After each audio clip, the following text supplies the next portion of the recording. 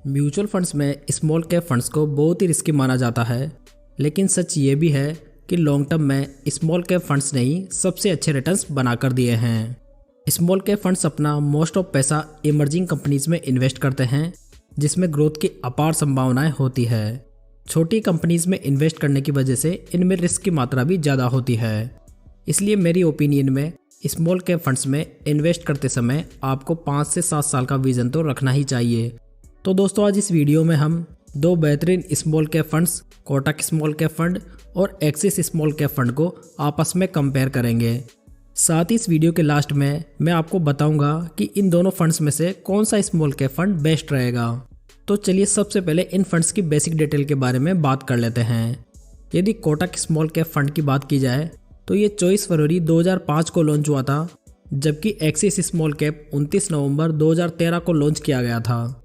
मतलब कि track record के हिसाब से कोटक स्मॉल कैप फंड ज़्यादा पुराना फंड है। कोटक स्मॉल कैप फंड का AUM 8,573 करोड़ रुपए है, जबकि एक्सिस का AUM 11,500 करोड़ रुपए है। तो AUM के हिसाब से दोनों फंड अभी वेल पोजीशन में है। इन दोनों फंड्स का benchmark index Nifty small cap 250 TRI है। अगर बात की जाए एक्सपेंस रेशियो की, तो कोटक स्मॉल कैप फंड के डायरेक्ट प्लान का एक्सपेंस रेशियो 0.59% है, जबकि एक्सिस का 0.51%। तो प्रेजेंट टाइम में इन्वेस्टमेंट कॉस्ट के हिसाब से एक्सिस का फंड थोड़ा सस्ता पड़ेगा। तो ये तो बात हो गई बेसिक डिटेल की। अब हम इन फंड्स के रिटर्न्स को पास्ट रिटर्न्स के आधार पर वैल्यू करते हैं। अगर इन दोनों फंड्स के रिटर्न पिछले 7 सालों में अपने बेंचमार्क से कंपेयर किए जाएं, तो इन दोनों फंड्स ने अपने बेंचमार्क की तुलना में काफ़ी बढ़िया रिटर्न्स बनाकर दिए हैं। तो इन फंड्स के रिटर्न अपने बेंचमार्क से कंपेयर करने की जगह आपस में कंपेयर करना एक अच्छा विकल्प होगा। यदि लास्ट 7 ईयर्स की बात की जाए तो कोटक ने 21.16%, जबकि एक्सिस ने 21.25% के रिटर्न्स बनाकर दिए हैं। लास्ट 5 ईयर्स में कोटक ने 17.05% के, जबकि एक्सिस ने 19.56% के रिटर्न्स जनरेट करके दिए हैं। यदि लास्ट 3 ईयर्स की बात की जाए तो कोटक ने 28.62% के, वहीं एक्सिस ने 24.30% के रिटर्न्स बनाकर दिए हैं। जबकि लास्ट 1 ईयर में कोटक ने 2.82% के, जबकि एक्सिस ने 7.27% के रिटर्न्स बनाकर दिए हैं। तो यहाँ पर रिटर्न्स के मामले में लॉन्ग टर्म में दोनों फंड्स लगभग समान ही रिटर्न दे रहे हैं। हालांकि अलग अलग ड्यूरेशन में दोनों फंड्स के रिटर्न थोड़े अलग हैं, लेकिन स्मॉल कैप फंड्स में आपको 5-7 साल के रिटर्न्स को कंसिडर करने होंगे, जो कि एक बेटर ऑप्शन भी माना जाता है। फिर भी यदि यहाँ पर लास्ट 1 ईयर के रिटर्न्स के आधार पर देखा जाए तो एक्सिस का फंड बेटर परफॉर्म कर रहा है। हालांकि अंतिम 3 वर्षों में कोटक के फंड ने अधिक रिटर्न बनाकर दिए हैं। चलिए और बेटर कंपैरिजन के लिए हम इनके पोर्टफोलियो को इवेल्युएट करते हैं। कोटक स्मॉल कैप फंड के पोर्टफोलियो में 4.62% लार्ज कैप कंपनीज में इन्वेस्टेड है, जबकि 55.07% मिड कैप कंपनीज में और 40.31% स्मॉल कैप कंपनीज में लगा हुआ है। वहीं एक्सिस के पोर्टफोलियो में 1.77% लार्ज कैप कंपनीज में, 51.07% मिड कैप कंपनीज में, जबकि 47.16% स्मॉल कैप कंपनीज में इन्वेस्टेड है। कोटक के फंड में वर्तमान में 75 स्टॉक्स हैं, जिसका एवरेज पोर्टफोलियो PE रेशियो 24.05% है, जबकि एक्सिस के पोर्टफोलियो में 83 स्टॉक्स हैं, जिसका एवरेज PE रेशियो 25.50% है। दोस्तों, आपने देखा होगा कि अधिकतर स्मॉल कैप फंड्स में स्टॉक्स की मात्रा बहुत अधिक होती है, क्योंकि फंड मैनेजर के पास में सिलेक्शन के लिए कंपनीज का एक लार्ज पूल होता है, और दूसरा ज़्यादा स्टॉक रखने की वजह से स्मॉल कैप फंड्स में रिस्क थोड़ी डाइल्यूट हो जाती है। तो यहाँ पर एवरेज पोर्टफोलियो PE रेशियो के अकॉर्डिंग वैल्यूएशन के हिसाब से दोनों पोर्टफोलियो समान ही नज़र आ रहे हैं।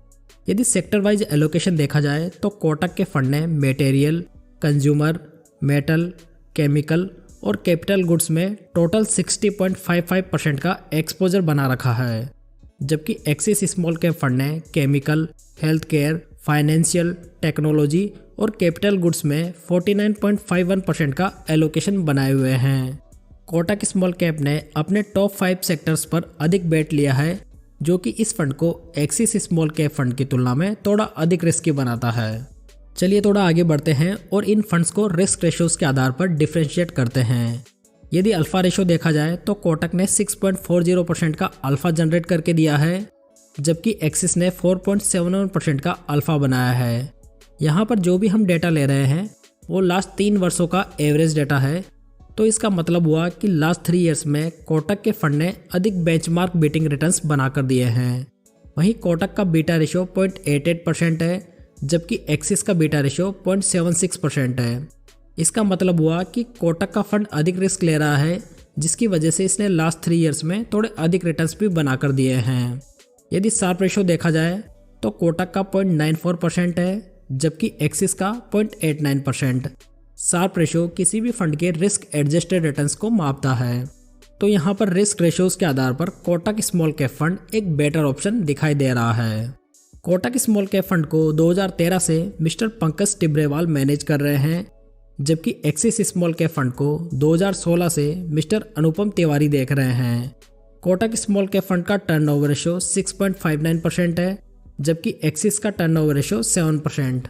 इस तरह इन दोनों स्कीम्स में फंड मैनेजर लंबे समय से बने हुए हैं, जो कि एक अच्छा साइन है। साथ ही दोनों फंड्स का टर्नओवर रेशियो भी काफ़ी कम है, जो कि हमें बताता है कि दोनों फंड्स के पोर्टफोलियो में काफ़ी ज़्यादा स्टेबिलिटी है। अब बात करते हैं सबसे मेन पॉइंट की कि इन दोनों स्मॉल कैप फंड्स में से कौन सा फंड बेहतर है।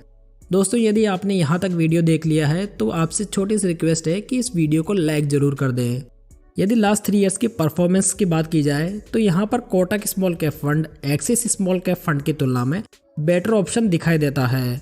लेकिन यदि आप इन दोनों फंड्स के पोर्टफोलियो को ध्यान से देखेंगे तो आपको एक्सिस का पोर्टफोलियो अधिक डाइवर्सिफाई और सॉलिड दिखाई देगा, जबकि कोटक स्मॉल कैप फंड में इनका पोर्टफोलियो ज़्यादा कॉन्सेंट्रेटेड है, जो कि हायर रिस्क कैरी करता है, क्योंकि यहाँ पर टॉप 5 सेक्टर में अधिक बेट लिया गया है, जिसकी वजह से इसमें थोड़ी अधिक रिस्क बन जाती है।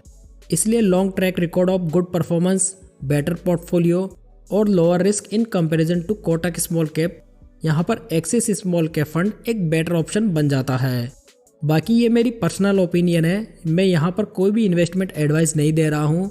कोई भी इन्वेस्टमेंट करने से पहले खुद रिसर्च करें या अपने फाइनेंशियल एडवाइजर की सलाह जरूर लें।